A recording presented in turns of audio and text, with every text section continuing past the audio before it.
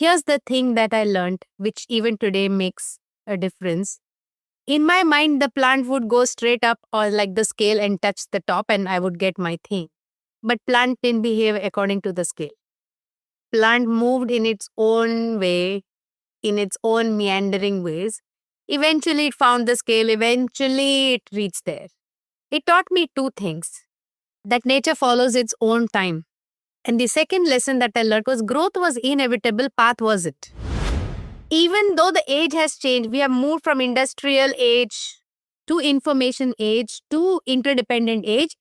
Organizations have not moved. But you don't know, people think to grieve means to cry. This is the other misnomer. Not necessary. Composting can happen in many ways. Composting is putting the stuff which is over in a bin and opening it periodically and airing it. That's what composting it, right? Oxygenating it and again put the lid. Let another week go by, again oxygenate it, again put it back. In doing like this, that which is over becomes a fodder for something which is about to become new.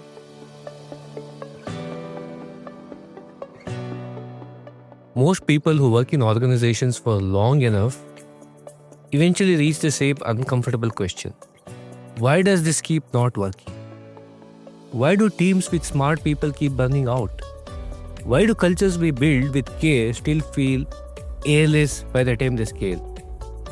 Why does the human part of work, the meaning, the belonging, the sense of building something together, leak out the faster as organization grows? My guest today has spent nearly 3 decades asking those questions and looking for answers in places most leadership consultants wouldn't think to look. She's looked at how forests regulate themselves without a CEO, how ant colonies solve coordination problems that would stop any org design firm in its tracks, how a mycelial network shares resources across an entire ecosystem with no meetings, no OKRs, and no decks. She's also written a book about grief, illustrated by her own hand, and built a sanctuary online where anyone can leave a note to something or someone they have lost. And that might sound like two very different bodies of work until you hear her talk and you realize she's always been doing the same thing, finding containers for what has now, for what has nowhere else to go. She's a founder, coach, artist, naturalist, philosopher, polymath, a grief circle holder, and she'll probably tell you that she's never saw any of these as separate things. Ria D'Souza, welcome to Inspire Someone today. Ria, want to start with an image. If we had to describe how a healthy organization feels, using something you have seen in nature, not a metaphor, an actual thing you have watched, what would it be? A healthy organization. Actually, what comes to my mind is Cubbon Park in Bangalore. That, I mean, while on the outside it is, I'm not from Bangalore, but it's the one place I like to go to every time I go. The image of in the middle of a whole bus of hustle, bustle, noise, etc. As soon as you cross the threshold, there is a certain calm, there is a certain thriving, there is a certain trees are mingling with other trees. There's an ecosystem which is a world by itself where there is place for everybody and everything. So it's green, it's lush, it's talking to other things, it's inviting people and birds, but they're not owning them. Birds and people come and go because they want to come and go. They're not signing a bond. They're not, that's not what they're doing. Fantastic kind of organization that you would want to be part of. You have described yourself as a naturalist and a polymath, someone who uses philosophy as a genuine lens, not as decoration. Was there a moment early in your life when a philosophical idea or a thinker genuinely changed how you saw something?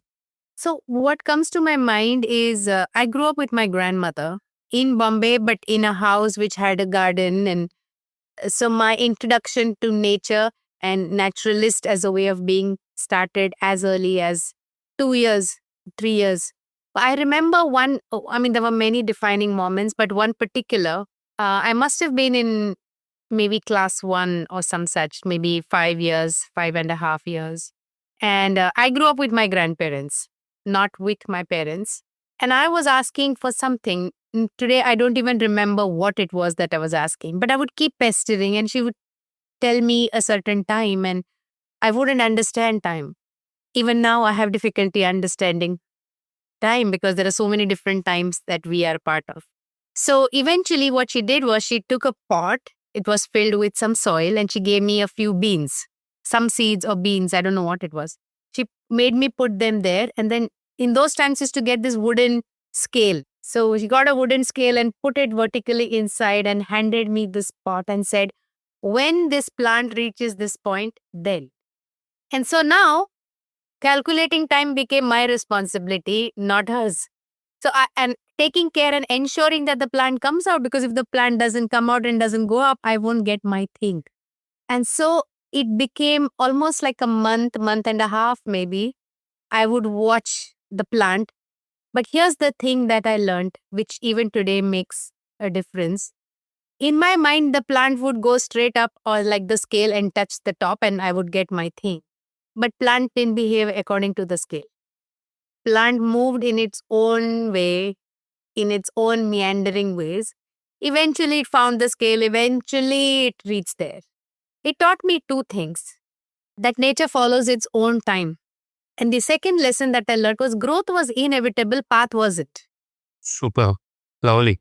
So, these are two things which, even today, if I meander somewhere, I know it's okay. As long as I'm following my internal natural rhythm, sooner or later, the scale is artificial, the plant is real. And how did that journey of polymath add up in the whole journey? And also, you kind of went on from being a software engineer to moving into leadership roles. What did all of this give you that still shows up in how you think, or what did it get wrong about people or organizations that you had to consciously unlearn? I've always been a curious person. I've always been curious about why does this. I had many questions even as a child. And some of them my parents or my grandma had answers, but otherwise they would point me in the direction of books or other people. So I got curious, and I'm still curious. Certainty is a trap, I feel, because certainty is only of standalone objects. Moving objects, there's no certainty because it changes. And that's what took me into quantum physics and art and singing. But I began to see that they're not really different. Even today, I don't think of them as different. So my engineering studies, even today, are just as relevant. I still talk in terms of how do I upgrade my operating system, right? Philosophy is an operating system. All of science is born out of philosophy. But our operating system decides how fast or slow the programs will run. We focus on the programs and not on the OS. So yeah, I'm a student of I Ching, and I Ching is the grandparent of all things binary and the number system, and therefore IT. But that's a 5,000-year-old knowledge, ancient knowledge. So the ancient and new are connected. I cannot see them as separate things. You cannot see them as separate things because you're bringing in different facets to the way you're looking at it: quantum physics, visual arts, biomimicry, along with conventional leadership. But what is that organizations or individuals seem to be missing? They come from probably the best of the B schools, best of the organizations, but still there are teams broken, there are organizations stuck. What is it they are not seeing that you are able to see? Actually, three things, Shrikant. One, just today I wrote an article about this, that we keep misquoting Darwin and then using that as a management philosophy. And the misquote is that they said Darwin said survival of the fittest, which is not what Darwin said. In Darwin's, one of the many things that I am passionate about is one of them is anthropology. Darwin said survival of the fit. Herbert Spencer, at a much later date, wrote fittest, and somehow then it got embedded, but it got attributed to Darwin. So today, what is the management philosophy that most organizations, teams, and people follow? Survival of the fittest, which automatically means competition. If you're fittest, so look at our rewards and mechanisms, right? If you are fittest, you get the star award. And in doing that, we go against evolutionary logic. Evolutionary logic, all of nature, which means us, talks about how do you fit into your environment, which talks about collaboration. But when you say Not fittest, competition. from competition, the fundamental difference. Fundamentally, we have just one little track from fit to fittest, and we've ended up in a whole different direction. Because now you're saying, I have to be fitter than. And so you brought in competition. Whereas look at nature anywhere, like the example that I was talking about. Look at chameleons. They change color so that they fit into their environment. We see butterflies having eyes which look like snakes so that they fit into the environment, because survival depends upon how you fit with your environment and not stand out. It's a lovely differentiation. How you fit into the environment, you don't necessarily have to fit out of the environment. So where did we get this wrong? This is it, because somebody in some management book, we said survival of the fittest. That's it. That became a mantra. Okay, so now that was the first thing. The second thing, maybe as a result of that, I don't know which one came first, is we are still living in a mechanistic organizational model. Okay, we're still running factories in our minds, even though organizations have playing rooms and this and that and all of that. But our mind still says clockwork, which is why when this work from home is happening and Gen Zs are saying, you talk about the work, why are you worried about the clock? The clock was important in the industrial age when you needed to do a certain thing and you needed to clock. Output was important, not outcomes. So even though the age has changed, we have moved from industrial age to information age to interdependent age. Organizations have not moved. Organizations are still factory setting. You still have hierarchy. Look at our organization chart. You'll have a pyramid principle. Whereas philosophically, the way a pyramid was built was vertically stacked. There would be one pillar in the center, and next to that was the supporting pillar. Next to that, the supporting pillar. You had a supporting structure. We still draw the whole pyramid like this, but now we have horizontally cut it. On the top, you have the one guy. Everything else below is shadow. The light doesn't reach till the end. But the way in the Greek world, the pyramids were stacked like that. So everything got the same amount of the sun, right? Very different. The same outside structure is still triangle. Inside it is stacked differently. That's how nature works. Nature allows rooms for things to happen. If you look at, I'm sure you have seen these, photography is another of my hobby. So when you do from the bottom, when you look, no trees touch and mingle each other. They always leave space between. There's always space left, which is not how we function. This is how we have gotten it wrong. And the third issue is we have created silos. The thinking that we have is analytical. Sure, we are taught analytical. We are taught to analyze things by breaking them into parts. But nobody teaches holistic or systems thinking. Nobody tells us to put things back together. Where have we tried to put something back together? Because if you tried to put things back, you would have to focus on the relationship between the parts. We don't know that. We are not taught that. So what is happening in our country today at a political level, at an organizational level, we don't envisage that my actions have a lasting consequence on the larger system. And I'm part of a system, not a standalone entity. But because we are saying survival of the fit or fittest, you stand out from the system and you think, but how does it matter to me? This is not my problem. My actions don't have consequences on the system. This not able to do systems thinking is the third problem that organizations are facing these days. It's very fundamental to kind of say. So this lack of having a systems thinking, because you're not taught that way. We are not taught. Agreed. We are not taught, so we don't know the difference between a heap and a whole. Right? If you just took parts of a car, and if the parts of the car were the car, all the parts kept in any way would and should make a car, but it doesn't. what is important is design and how one relates to the other. That makes it whole. Otherwise, it's a heap. So this not knowing the difference, we confuse a heap from a whole. We just see just because people are in an organization, they are automatically a team and a tribe. Not true. We'll get to that. I would want to kind of touch upon these three elements that is said, why organizations or individuals get stuck. One is competition versus collaboration. Yes. Two is there's space for everybody and more. Yeah. And three is having a systems thinking Yes. kind of an approach. Well, Right? For each of these, what needs to be done? Well, for first, actually, all three are, like I said, in my mind, they're all three connected. But because I had to talk about three very specific angles to see this emergent problem form, what needs to be done in the reverse order, really, that people need to learn systems thinking. People need to learn how one thing connects to the other and therefore understand what emergence means. Okay, so learning systems thinking. See, people use the word systems, but don't really know what systems thinking really is. And it's difficult. I get A, because we are not taught. Second, to know systems thinking, you have to see the invisible between the things. And that's difficult. That requires slowing down. That really requires the artist's mind. So in that sense, I have an unfair advantage, right? Like from to see both. So systems thinking is one. What that leads to the second part is looking at organizations.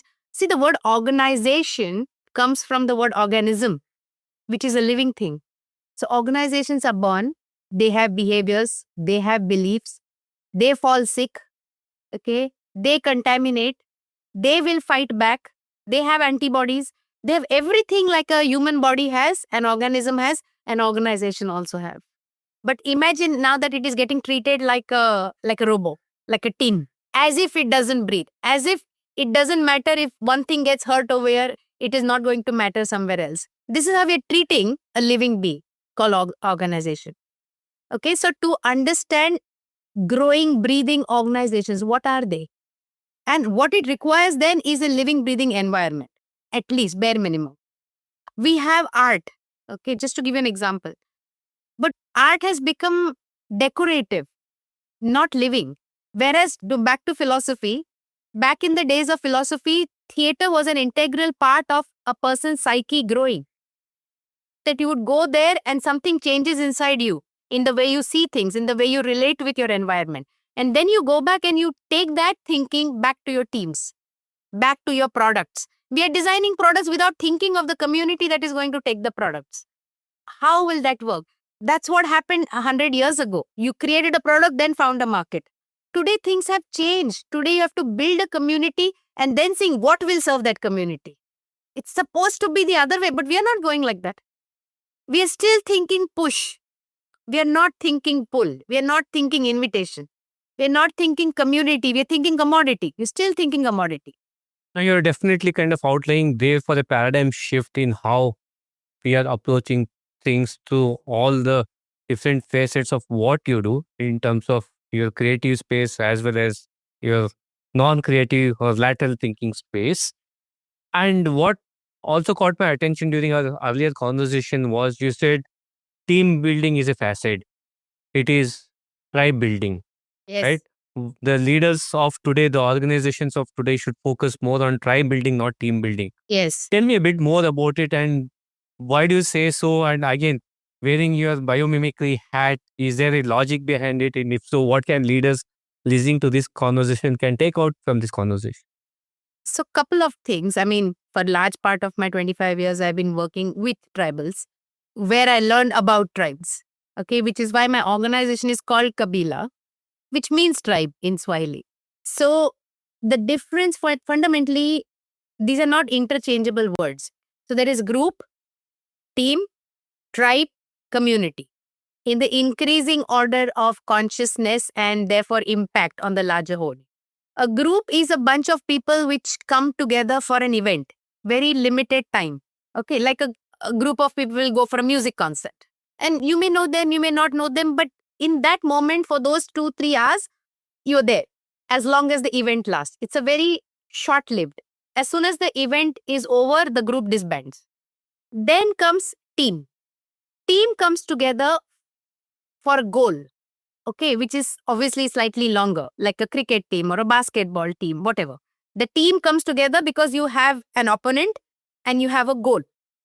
Now, till that goal is achieved, you will do whatever else needs to happen as a team in order to achieve the goal. But once that goal is achieved and the goal does get achieved, which is the whole point of the goal, team is no longer needed. Team disbands. Existence of team is for the goal, like group and event. Then comes tribe. Tribe comes together for a purpose. Tribe has a purpose which is larger. Now, if you'll notice, the two things which are happening, we are vertically going up, okay, in terms of how much you can see and what all you can hold, from one event to a goal for the team to a purpose. So, for the purpose, the tribe comes together, and tribe has a very peculiar behavior. Tribe will have similar language, it will have similar rituals. Some teams incorporate certain rituals so that they get the feeling of tribe. Like you have the haka dance that will happen in the New Zealand, or some football teams will come together and do some war cry, stuff like that. What they're doing with that, really, if you look at it as an artifact, that you're trying to, in the mind, moving from a team to a tribe, which means we are here for a bigger purpose, instilling that through these artifacts, these rituals. So a tribe comes together, tribe has one leader, and people follow agreed upon norms. Then comes community. A community does not have a single leader. People use tribe and community very interchangeably. Community allows for multiple purposes to be co-head. And the last thing, a third very clear differentiation is community is an emergent phenomena. Community cannot be built. This is where most organizations are going wrong. They're trying to build a community. You cannot build an emergent thing. You can't build water. Water is a result of hydrogen and oxygen coming together, and what emerges is water. You cannot create water. But look at the language around. Okay, we need to create a community of users. We need to create a community of this is what we have been saying, which is why we cannot do this. And I learned this the hard way around. Like during COVID, just after COVID, I had this whole thought of people are stressed out. People are behind screens all the time. People need physically coming together. So a friend of mine and me, we started this thing called One Design. It's a studio space, essentially to build a community. And I tried to do this and tried to do that. And after a few months, by observing what was happening to the different people that came in our studio and asking them questions and figuring it out, after 6-8 months, this struck me that, you know what? Because the same kind of people in some situations behave in one way, the same people in another situation, the same studio are displaying very different behavior. And so I had to look at like a scientist, and this is what I hit upon, that you cannot create community. You can create conditions which create community. So you have to focus on the conditions. And there are very specific conditions that help build a community. One of them is membership has to be fluid. People must come in to say, can I bring in my purpose? Or do I have to listen to your purpose? So a lot of time people have tribe in their mind, but they call it community, which is why then the community members disband. Because they feel like unless I agree to what you are saying, I have no space to bring my anything. Then it is not community. That is not a condition for community. People show up, and most often what we call community are really groups, collection of people. Therefore, you don't have commitment, which happens voluntarily from inside. Community needs celebration. People come together to celebrate. Community needs some amount of learning, co-learning. It doesn't matter what you're learning. You can learn to play an instrument, you can learn about finance, you can learn about this, whatever. Because collectively there has to be growth. And community needs a place for chaos. This is the thing which most people never factor in. In a community, you think everything should be hunky-dory, you should all join hands and dance, and that's great. But you must also have room and a method for conflict and chaos. If you don't allow for chaos, you cannot have emergent happening. But we don't allow that. We call that dissent, we call that, I don't know what all we call it. But look at nature. Nature allows, okay, there will be one thing which will kill something else will decay, that decay will give rise to anything. Entropy is a fact of life. But we don't allow entropy. We don't allow dissent. We don't, we think something is wrong if some member is feeling sad or bad. Because we don't know how to handle it. So, because we don't allow entropy, we can't have new emergent reality showing up. So, it doesn't strengthen community. And that's a very nice articulation of what tribe is and what are the different factors between a group, team, tribe to community. And tribe, by virtue of what they is, I believe they kind of provide you like purpose and meaning kind of a stuff. Yeah. It's a blend of that you don't kind of tend to see in other groups or teams. Yes. So if somebody were to kind of listening to this and all on the quest of the searching for the belonging, searching for that purpose, Yeah. what would you tell them? What would you tell them to say that, okay, this is how you kind of go find your tribe or build your tribe? Yeah. So, this is a very interesting question, Shrikant, because I'm learning Sufi singing, and therefore, because one of my fundamental tenets is holding polarity. And that's what Sufism really is. How can you hold both? How can you use analytical and systems? How can you use engineering and art? How can you look at commerce and creativity and not feel pulled to choose between one or the other? Because you don't need to. These are artificial choice, right? So there is one Kabir Doha and you may have heard it, and he says, "Pani mein meen pyasi." Meen means fish. Mohe sun sun avat hasi. That I keep thinking that how how does a fish get thirsty? Or the more known anecdote of a musk deer, when the musk is inside her, and and the fragrance is so intoxicating, but she thinks it cannot come from her, so she looks for it everywhere and gets tired eventually. You've heard this, right? This thing, we are at some point, I think this is the marketing gone wrong long time back, where we were told that you don't belong and we bought into that. I mean, you're born, no? You're born to two parents. How can you not belong? The very fact that you're born into this race called human being, to these two parents, four grandparents, etc., etc., you're born into a system. You by default belong. But in order to sell all kinds of things to us, we were told that you don't belong. And now we have to keep looking for belonging. But you can't get it because it's already there. We're searching for something that is there, like the musk deer. Yes, right? You already belong. Nobody has to give you permission to belong, right? You belong to nature, you belong to this world, you belong to this earth. I can list 10 things that you already belong to. But we have gotten accustomed to in the pursuit of happiness. The pursuit is more important than the actual happiness.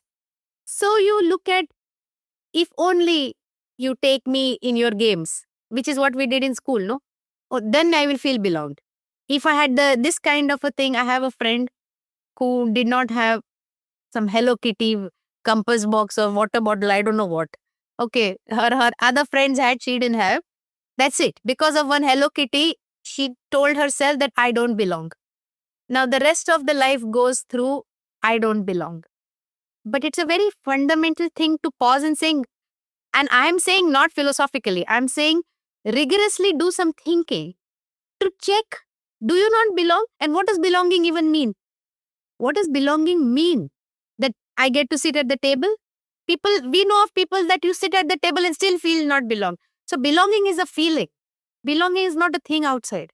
So nobody can give you that feeling. You have to know that you have that feeling.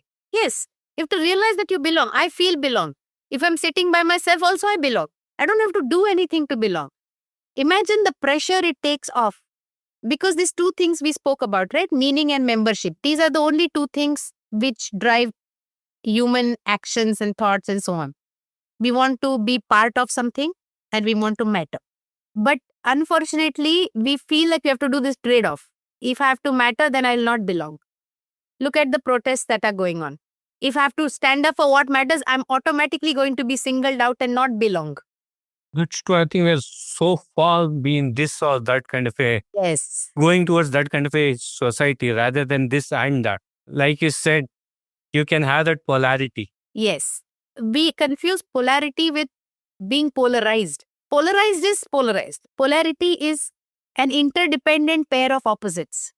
That's a polarity. You need both. Can you decide between should I have more freedom or discipline? No. Between should I focus on sales or quality? No. I mean, that kind of a choice makes no sense. It should coexist. It is a polarity, which means sometimes it will go up, another time it will come down, and you have to keep riding the polarity. Riding the polarity, which is what Sufis did. Okay, when the Sufis did the whirling, they did it so that their mind would become still, which is a polarity, no? And they sat still so that their mind could expand and go to all kinds of places, which is a polarity. So bringing all of this together to something even more interesting is biomimicry. Where do you place biomimicry in where we are as human species, and what is it we can learn from biomimicry for somebody who's listening this tell for the first time? They don't even know what biomimicry is. From there to some little practices that one can adapt on a daily or a regular basis. So, biomimicry is very simply mimicking life. Bio is life, mimic is mimicry. Mimicking life instead of mimicking non life. Okay, we are back to mechanistic versus breathable, emergent, living organization. So, biomimicry is a way to look at nature not only as beautiful thing out there, oh, this is a beautiful flower, oh, that's a beautiful bird, but really to look at what can I learn and apply in my life.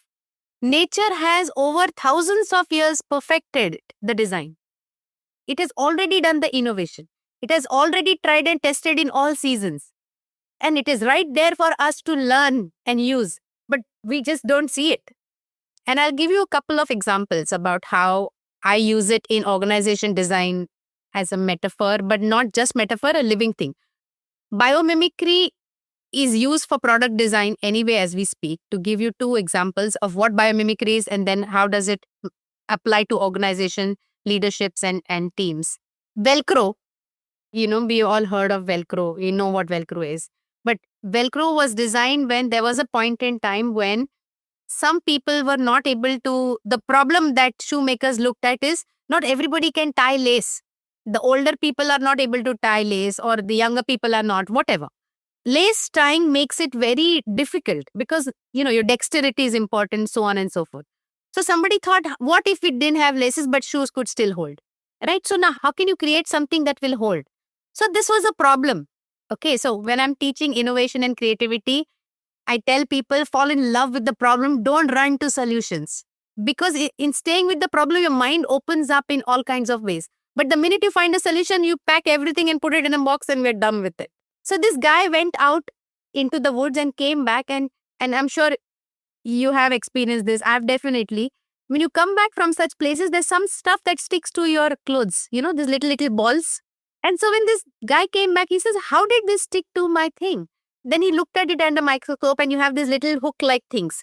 Nature has that. So that you can mimic nature in form and or function. This was function. That how it did this, so it created some artificially those things because they automatically tangle. And that's it. That's how Velcro, that's just biomimicry in action. The second really amazing example is, more famous example is the Shinkansen train, the Japanese train and the fast train. And when that train happened, as soon as it came out of the tunnel, because the medium changed, it created a sonic boom. And Japan being Japan, the houses were all not very sturdy given the tsunamis and so on. So everything would shake, right? And so all the public started to complain. And so then they said, we need to do something. So that's where one of the engineers was a bird watcher. And so he was sitting there, again, thinking of the problem, not rushing for the solution. And then he saw kingfisher dive into water and not create a single ripple. And this is what, no, medium is changing, but it is not impacting the medium, right? So then they designed the front of the train basis that and so on and so forth, right? So these are two examples of how you can look at nature, find a solution which is already there. But we didn't observe first and foremost enough. We didn't have patience to think about how that applies. We didn't have the logic to apply that to your current situation. These are the three things. So one of the ways, I was working with a team in one of the organizations and they had a new vision statement and they needed to translate it to 2,000 people quickly within a week. but in a way in which it would stick, not just communication. So the core team was some 12 or 13 odd people, and they said this was a daunting task. 13 people and 2,000 people, not possible. So what was the problem statement? The number is large and they need to be agile and move quickly, right? These are the two things that needed to happen. So then I was thinking of where in nature do we have the exact same problem statement and what has nature done? This is how you translate. So there is a thing which in Bangalore, in your city, I have seen it. I have not seen it as much in Bombay. Is this whole flock of birds in the sky, this big mass. Have you seen it? These are starlings.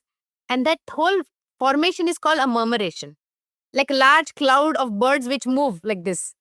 So large. And they are moving. Yeah, these are the exact two problems that we are trying to solve over here. So, how are they moving and who's driving that? You don't see a single one bird, it's different from the formation. Okay, that is the more known example. So, I did a whole bunch of research and found out they have two principles, only two principles. The first principle is, as a mass, if something gets in the between, you don't fight it. You just spread out and then regroup on the other side. This is very clear. You don't fight it because there will be some casualty.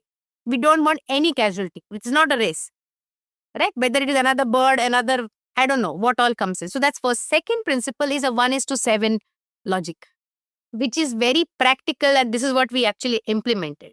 That each bird is responsible for 6 birds around it. This is it by design. I don't have to think about 2,000. I have to only think about my 6. Each of those 6 will also think of their 6. So when one person makes a move, the 6 people around them can see it. That much of circumference is doable. So they just do. They don't question. They just do it. And their circle see it and they do it. So that's how the change happens quickly, because it is a transient leadership, emergent and transient. Now, this is not new. We have seen it. We've just not seen it like this. In sports, in stadiums, when you have these waves, and again, same, thousands of people, but very quickly one message goes around. Same problem. How does that happen? Like, I don't even know who's sitting over there, but I just see these people next to me got up, so I get up. And because I get up, the next guy gets up, and that's how the wave is generated. Inherently, there is an acceptance of emergent reality and leadership. And B, there is trust that it is for everybody's good. Whatever is happening this is the emergent organization. This is how it can be applied. The second example I want to give was I was doing something for an intact team to look at how do you cascade change, again, downwards. So, you've heard of these, when rainwater harvesting happens on mountains, you create these step farms. Now, why that is, that same principle I applied over here. Because if water happens and if you don't have the step, all the water comes and goes and collects down, which is traditionally what happens when you do leadership development. Everything happens at the top. There is no second line where it can hold. Everybody passes on to their last, and those poor people at the bottom who don't have any idea what is happening are drowned under all this water. And nothing sticks onto the surface either. But a lot of rain has happened, but it didn't stick, right? So step farming structure, right? Which means these people have to identify their next 50. They have to identify their next 50. They have to identify their next 50. And each one will translate and push it down to the other. So along the line, this is how I designed the intervention. That you don't need multiple interventions. You need one intervention which is well designed, right? So that the capacities build all the way till the bottom. Again, I love the concept of don't rush to solutions. Yes. Look at the problem, stay with the problem so that many solutions can kind of appear. Yes. In fact, there is a website, Janine Ben is one of my teachers of biomimicry. They have a website which is open for all. It's called asknature.org. Sure, we'll check that out. We are kind of doing a whole shift from talking about tribe, pre-industrial era organizations to meaning and belonging to biomimicry.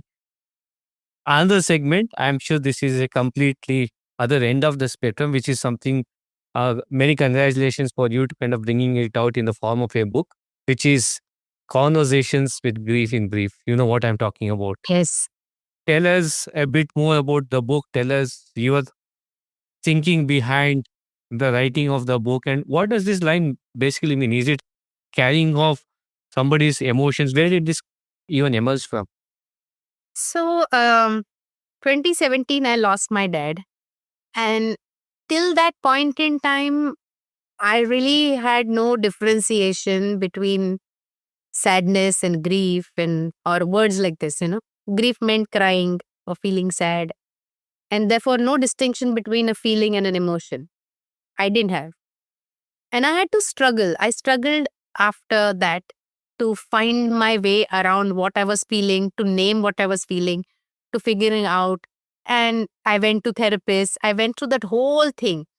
And I mean, there was one therapist I went to in my third or fourth session. She started crying, and we had to end up reversing roles. And it was like really funny situation. But it also told me that around that time, I also started to hold grief circles for people. People who are suffering with death in COVID or organizations who had lost people in their teams. Even when the Ukraine-Russia war was happening, two groups from different countries had reached out to me and online I held grief circle. But one thing I began to notice consistently is we are by and large grief illiterate. We are just like we were talking about systems thinking is not taught, grief is not taught. We are taught how to celebrate, right? We are not taught how to grieve. Okay. So we don't know how to grieve, but that doesn't mean it doesn't happen. So that's when I started to put some of these thoughts together that because I was curious, because I had so many other things as resources to think and feel, I could find my way around it. But most people may not be able to. So how do you? People didn't know what kind of questions to ask about grief. Okay. And people didn't know how to be with somebody else who was going through grief. They would say things like, don't worry, time will take care, or some such thing. Or I understand how you feel. Worse, I know they mean well, but you can't. You cannot. So there is a Yeah. helplessness that people feel when somebody else is going through grief also. Right? So I wanted to address both sides, which is where let's have a conversations about grief and not we become obsessed with this happiness thing. Eudaimonia was never really a thing. It was because of that we cannot fully, if you don't know how to grieve, you cannot know how to love or to celebrate. Because all things will end. Whether it is a relationship, whether it is your dream, whether anything, everything, that's an entropy conversation, right? Everything ends, but you don't know how that will be when it ends. So you don't start it only. I know so many people and friends who will not want to celebrate their birthdays. And therefore, one needs to look at grief clinically and emotionally. What is grief? Grief is just one day I had all this love and I wanted to say and I said it, and the person disappearance, and I still have this thing to say. Now it has no address.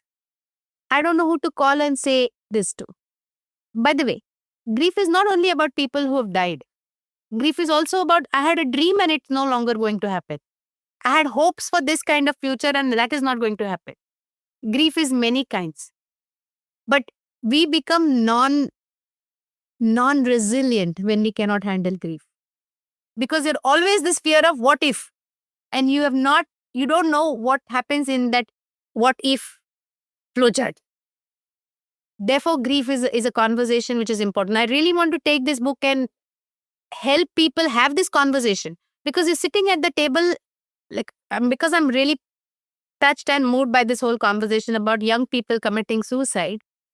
And their parents are saying, but you were sitting here at the table yesterday and we had no idea this was going on with you. Because in families, we don't know how to talk about grief. Because it makes us uncomfortable. We don't have a lexicon for it. That's so very true. We don't have a lexicon for this. And for many listeners carrying losses which they have never called grief, it can be a job that ended badly, a relationship that failed, a friendship that kind of didn't happen the way we should have, right? Yes. So, from everything that you have learned, building notes to them, I'm kind of slightly getting there. What would you say to someone holding one of those unnamed losses right now? Yeah. Look, I mean, this notes to them is really that idea that grief is communal. Grief was always communal. Ancient traditions come together. Thankfully, in some tribes, even in India, when one person, because it's too big to carry alone, and we are back to community. So, this notes to them is that page. Okay, you can go there because grief doesn't happen on the person's birthday or this date, or it happens spontaneously. Like it's an energy which rises, and you must know what to do with that energy. Today, why are so many people going through depression? Because you don't know. In my mind, one of the things about depression is expression, right? So when you can express it in any form or way, you are able to move that energy.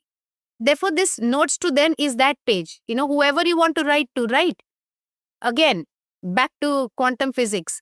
Energy is not, nothing ever gets destroyed. People just change form. Energy is still there. That's why we make things which were favorite of that person or this or whatever. It's because we believe it reaches somewhere, no? We don't want to articulate it like that. That's a different story. But of course it happens. So when you write these notes, whether or not that person actually is there and read it or not, from you that energy is released. And you have more vitality as a result of that. You can see, look at the health challenges that people are facing these days. All because there is grief and it gets stored inside. And it is energy. It is not moving, right? Therefore, notes to them is a way. The book is a way to have conversation, to learn how to compost grief. Not throw away, not put a lid on it. That's what we do. No, we think, okay, ho gaya. A friend of mine lost a pet recently. Half a day later, he was telling me, I'm okay now. I think I'm over it.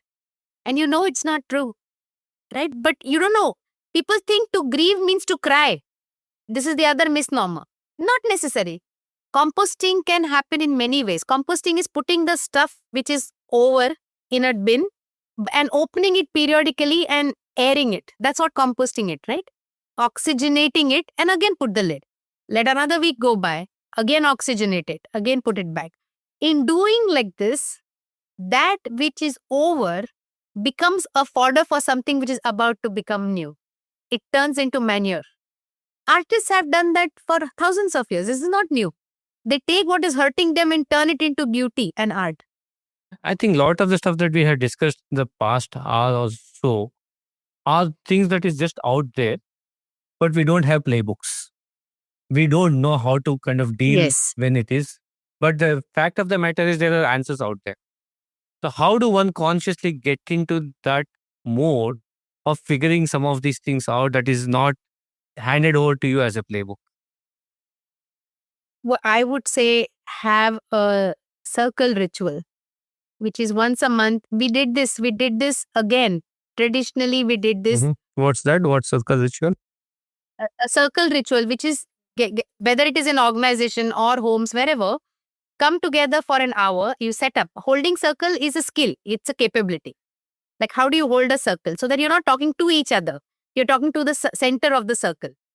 In a circle, everybody is similar. So you come there and have one guiding question, and people just talk about it.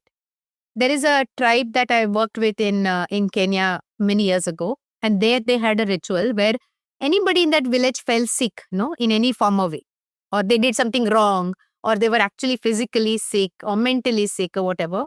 The village will come and sit in a circle, and that person sits in the center. And everybody in the outer circle will ask this guy one question, same question. Each person will ask the same question, but he has to not give the same answer. So they will ask him, what is it that you have not said? This is it. This is the one singular question. What is it that you have not said? Then the person in the center has to respond to that. Then the next guy will ask the same question. What is it that you have not said? Then he has to think and then say something else. And there's something else. By the time you go around the circle, he has said all the stuff and he's healed. Now, this may look like, this is like, tribal, but that's what therapy does, no? Except that over there you pay. And it happens in a very individual setting. It doesn't happen in a group setting. Why in a group setting it is more powerful is because you get witnessed. All we need forever in our life is somebody to witness us. And we don't have enough witnesses. So when you do a circle and had a ritual around that and follow that ritual, okay, it creates a place and a space in which you can become quiet and to think and to reflect. And, even with the logs, when you make fire, if the logs don't have little bit space, the fire doesn't have room to come up. Interesting. It needs oxygen. Andrea, you talk about rituals. One of the ritual that we have in this conversation is what I call is the power of three. One principle from nature you wish every leader or every individual would simply copy. Can be one sentence. What is that one ritual that each of us can copy? Wait and invite. Wait and invite. Nature waits. Nature knows patience. It waits and it invites. It doesn't push. It doesn't push an agenda. It waits and the tree waits and invites. The seed waits and invites. The bird waits and invites. One thing you do as an artist or as a volunteer that you would recommend to anyone who says they're too busy for things they don't pay. I write, I journal every day pretty much. And let's say every once in a week, I go out on a date with myself, by myself. Okay, we just go and sit without any distraction, not to read, not to just go and sit by the sea. Be okay with doing nothing and let your mind just wander as a ritual. Yeah. The next one idea or one philosopher thinker that comes to your mind, how they had changed the way they see organizations that the current business school curriculum would never put on their reading list. Right now, I'm thinking of Homer's Odyssey. Yeah, also because of the movie which has just come out. But I think it's a brilliant text. Both his books, the Iliad and Homer and Odyssey. But it really talks about what does war mean? Why do we war? If we just pause to understand.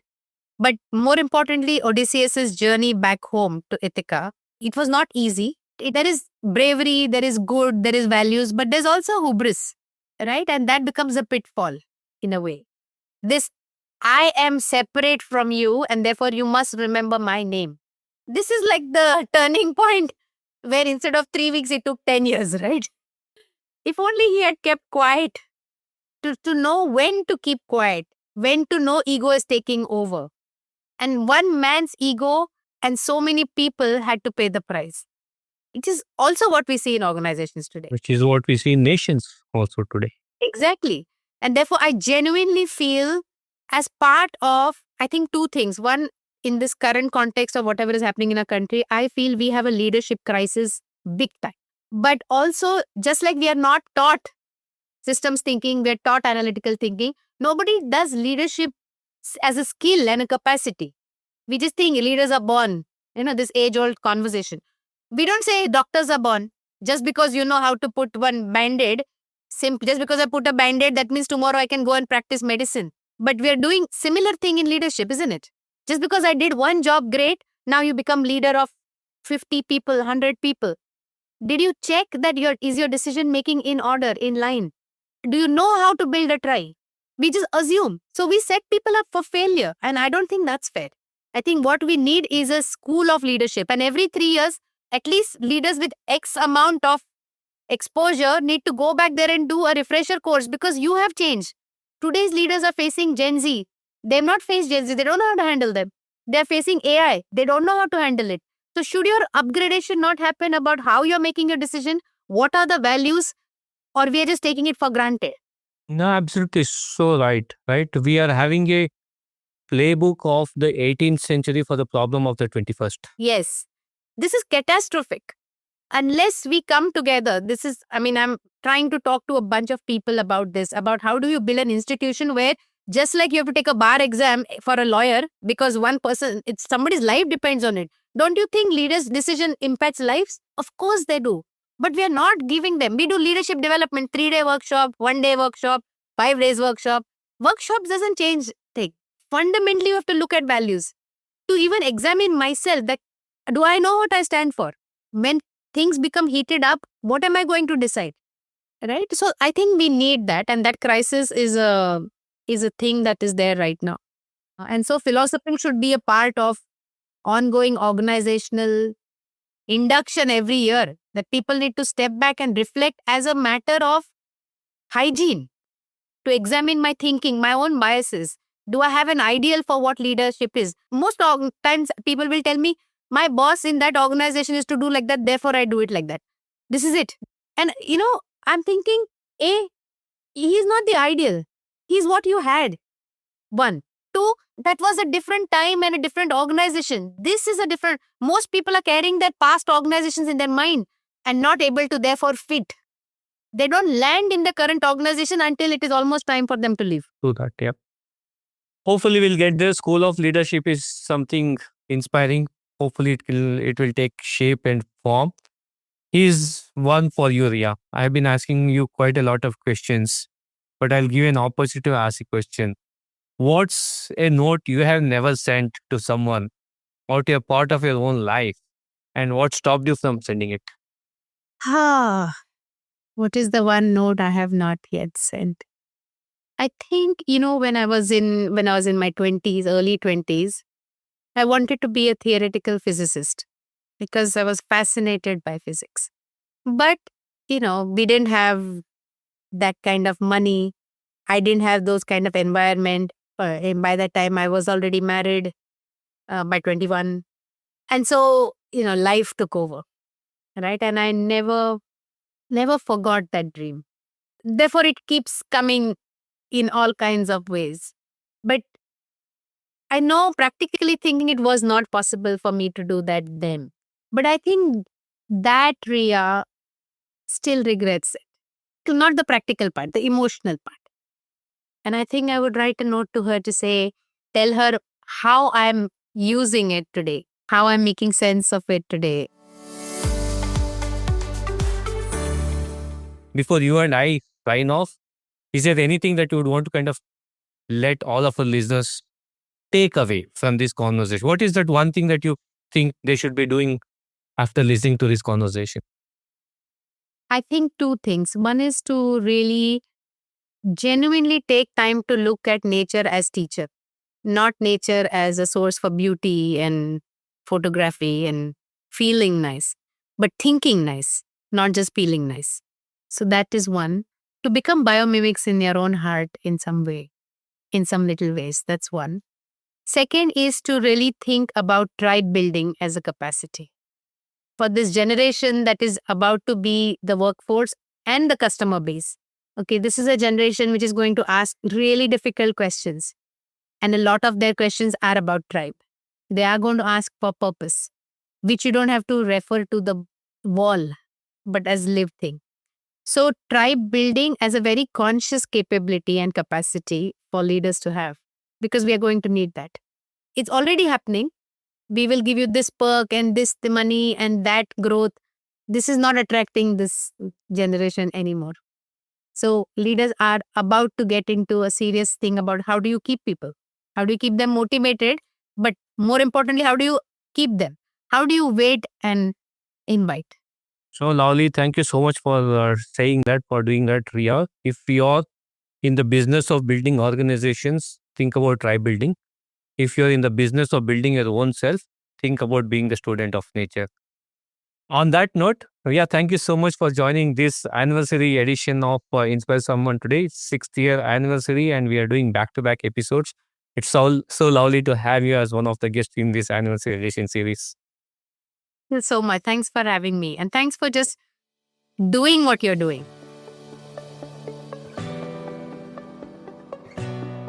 Thank you for spending this time with us. Conversations like this remind us that growth doesn't always come from answers. It often comes from better questions. Inspire Someone today began with the belief that each of us has the power to make a difference. Not to grand gestures, but to everyday choices. That belief still holds, now with a little more depth and a lot more listening. If something from today's episode stayed with you, carry it forward, share it, sit with it, or explore it further through the IST community or the book Inspire Someone Today. Until we meet again, stay curious, keep inspiring, and inspire someone today.